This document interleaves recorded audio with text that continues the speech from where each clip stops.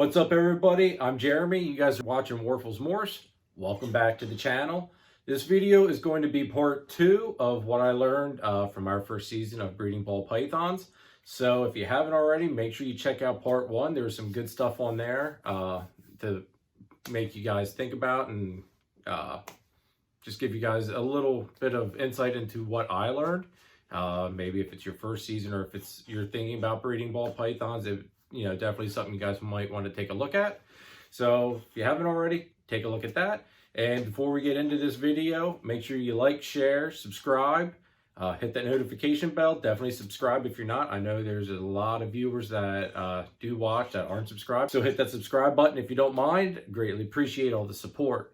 Let's get into part 2 of this video of what I learned this season. So another thing that I learned, and I think this is probably this is more on the marketing. I don't want to say on the marketing aspect, but on the aspect of selling ball pythons or selling any snake for that matter, or reptile.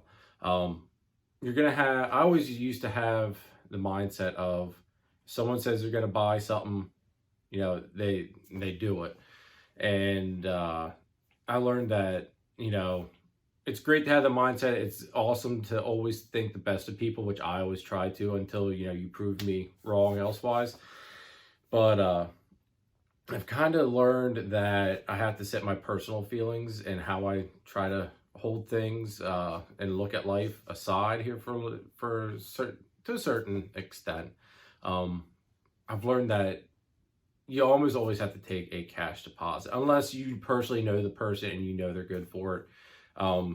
You got to get a down payment of some sort, whether that be 10%, 15%, 20%, some form of payment that individual, is locked into that animal that they know is non-refundable. So that way, if they do by some chance back out of purchasing the animal, that you're not out, say, like, for instance, for me, I had an animal that I could have sold a couple of different times, but I had an individual that wanted it. So, I kept telling people, sorry, it's sold. And this individual basically just up and ghosted me, so to speak. So I lost out big time because I didn't take a deposit of any sort. It's not like it was a high dollar animal, but I mean, still like $200 animal. So a decent amount still. And I lost out on several possible sales, and I didn't take a deposit of any sort. So I even, lost out on that aspect, that I didn't even get compensated for anything. All the updates and stuff I would give this person, is just kind of, it really sucked. So this is like the second time it's happened to me within this season. So lesson learned. For now on, I do take non-refundable deposits on animals if you want to be locked into one. So that's how it's going to work from now on. And it's just one of those things where you're only going to get taken advantage of so many times until you just kind of across the board say, you know what, I'm done looking at it this way. I'm going to treat it as a business on that aspect, and we're going to do deposit, a down payment, non-refundable deposit, and that way, if that person backs out, and you say you could have had a sale or two on that same animal, you may have lost out on those other sales possibly, but you at least are getting some sort of a compensation of, a little bit, a little bit goes a long way. Let's just face it. But that there was a big lesson. I mean, it sucks to have to think and be like that, but it's one of those deals where, people don't always do what they say they're going to do anymore. And that's a shame. But it is what it is. Lesson learned. And that is another big key point. So, having a plan. Once you get these hatchlings, once you have these hatchlings actually hatch, what's your plan with them? What are you going to do with them? How are you going to pay to feed them? All that stuff. I mean, the bedding, the rat pups to feed them, this rack space that they're going to take up, you got to have a plan as to what you're going to be doing with them. And that's, you got to be, I try to be a couple steps ahead. And sometimes it works out, and sometimes bumps in the road happen and it puts you a couple steps behind. But it just kind of is what it is. but you have to do your best as far as like planning for what you're gonna do with like the hatchlings and even your pairings. Like I had already started thinking about my pairings even before for this coming season, even before I had eggs from this past season. So I was in my head mentally thinking, okay, this project is going to be producing possible this, this, and this. So if I get these options, I'm keeping those, or I'm going to get rid of this, or, you know, whatever. And how is that going to affect next season and the season after that? Especially with recessive, since, you know, you're talking 2 to 3 years roughly until you can, if you're keeping back the females, you know, you have 2 to 3 years till they hit maturity. Have a plan for those females. If you don't have a plan for them, then there's no point in keeping them. You know, you have to be thinking ahead, guys. And it does keep you on your toes a little bit. I mean, I'm super, super small, so I can only imagine how some of these bigger breeders, like their heads have got to be spinning like at all times. There's no way that you're not thinking. You're constant, for me, I'm constantly thinking, it's like, okay, I'm doing that with these, going to do that with this. And then if this doesn't work out, what can I do? You know, how am I going to connect the dots and make everything work out? And also even with the males, I ran into this last season and even already this season. Put a male in with one female. Female had no interest in him at all. None whatsoever. Wanted nothing to do with him. It's like, okay, what other, because I have a couple backup males. It's like, what other male can I throw in there that I'm going to like with that combination, will work with that combination, that I can use offspring for in the future. Like this season, for example, I threw in my Orange Dream Yellow Belly Possible Fire Male in with my Exantic girl. Hoping to get some, you know, Orange Dream head Exantics. Threw him in there, and I mean, it was the first time, it was the first introduction with him, and she wanted nothing to do with him. Like, they were at opposite ends of the tub. I mean, absolutely no interest at all. All the other females that I had started to pair up with their males, they were locking and everything, which was great. Those two were not interested at all. So after his timeout, you know, his 3 days, pulled him out, put him in his tub, and a couple days later, I guess it's like the next week, I threw in our Leopard Lesser Spot Nose male. Thought Leopard head Exantics would be awesome, or Spot Nose head Exantics. You know, just anything Leopard and or Spot Nose head Exantic, thumbs up in my book. You know, another thing, a project I want to work eventually. So threw him in there with her. That the next morning I woke up, you know, checked on them before I went to work, and boom, they were locked up. First night, it's like, all right, this is where we're going, and he's only going to be visiting her, and she's not going to get any other males. So I know what that pairing's going to be doing. So, you know, yeah, you have to be thinking. You have to have a plan B, have a plan C. Big thing is just plan. Next thing would be that I can think of that I learned was how great social media is. Between the help that I got on social media from other breeders, using social media as a means of advertising as well. Not only just like YouTube and stuff, but like Facebook, Instagram, you know, gets your name out there, you know, work on your brand.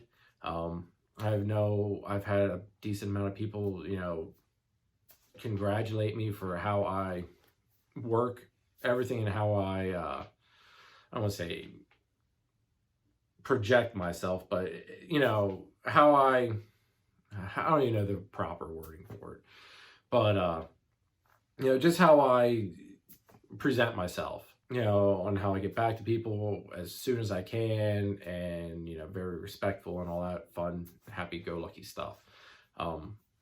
You have to be in this industry. Happy customers are repeat customers, and by putting yourself out there on social media, other people that would never get to meet you at all get to see you, get to meet you. I mean, just like everybody here, and you guys, half of you probably would never ever get to meet me unless you saw me at a show somewhere, or maybe even not even at a show, depending where you're located. So you get your name out there, people can see what you're working with, they can get ideas from you. as far as, you know, their thoughts on pairings, or they can reach out to you for help. Or if you introduce a problem that you're having, someone that out there might have an answer for you. So, you know, social media is a great platform to be doing all that stuff. I know I'm not this outspoken, you know, not caring about being on the internet and all that stuff. I mean, it was hard to work up the guts to get on YouTube, especially like just to do this. I mean, there's times where it's just like, wow, like, I just have a hard time, you know, still grasping that concept. But yeah, I mean, social media is a great thing. I learned to use, and I'm still learning how to use it properly. I know there's different things that I should be doing that I need to learn how to implement a little bit better.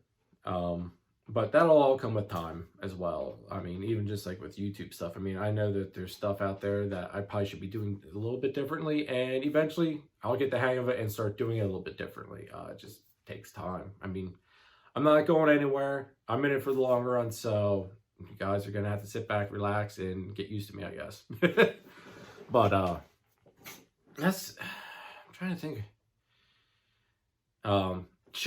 Learned with shipping animals. I mean, that was a scary thing as well. A very much needed thing. If you're going to be doing this as a means of, you know, shipping animals, like selling it, if you're trying to produce stuff and sell it, you're going to have to at some point suck it up and deal with the shipping aspect of it. It's not that hard. I do have a shipping video I made. I know my first snake I shipped out, I was nervous. I was a nervous wreck to an extent. But after doing it, it's just like, that was a cakewalk. Like, what was the problem with being worried about that? So it's, you know, and it's one of the things you have to get used to it. You're going to be a little bit jumpy the first time, but just trust yourself, trust the research that you did, and go for it. I'm trying to think what else there is that I learned. Being patient. Patience is a virtue. Between not bothering your eggs in the incubator. I know I checked mine a lot the first 2 clutches, just because, you know, still slightly nervous about using a new incubator first season, you know. So, but after those first 2 hatched, clutch 3 and clutch 4, I didn't really bother them that much. Every once in a while I'd go burp the tubs a little bit, let some fresh oxygen in there, and that'd be it, you know. Until closer to the time when they'd be hatching, you know, then I'd start checking, peeking in, not necessarily opening the tubs up every day, but I'd be peeking in, you know, making sure that there wasn't any hatchlings pipping, you know, making sure everything was going just right. So patience on that aspect, patience with your animals, especially hatchlings. Not all hatchlings are going to start off feeding crazy and ferociously. I had a bunch that, I mean, just off the start, they were just hammering food. I've had a few off the start that were pains in the necks, and I had to assist feed a few of them, and I still have one that I had to assist feed actually last night, and that was from clutch 4.